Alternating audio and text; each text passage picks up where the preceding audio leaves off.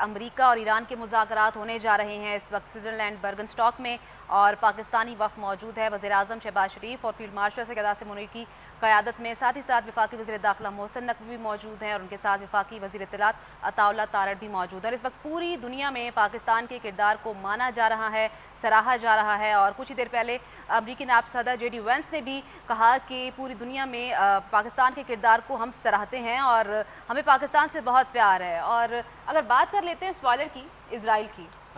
اچھا یہ مذاکرات ہونے جا رہے ہیں، اور پچھلے کچھ دنوں میں ہم نے خبریں سنی، اسرائیلی میڈیا نے رپورٹ کیا کہ امریکی صدر ٹرمپ اور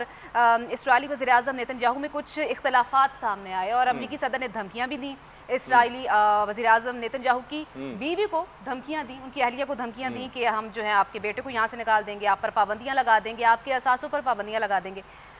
ابھی سوچنا یہ ہے کہ اسرائیل تو لبنان پر حملے بھی کر رہا ہے، جنگ بندی کے معاہدے کی جو خلاف ورزیاں بھی کر رہا ہے، اور آج ایک خبر سامنے آتی ہے، جے ڈی وینس نے اس چیز کو بڑی وضاحت کرتے ہوئے کہا کہ اگر ہم اسرائیل پر تنقید کرتے ہیں تو اس کا مطلب یہ نہیں کہ ہم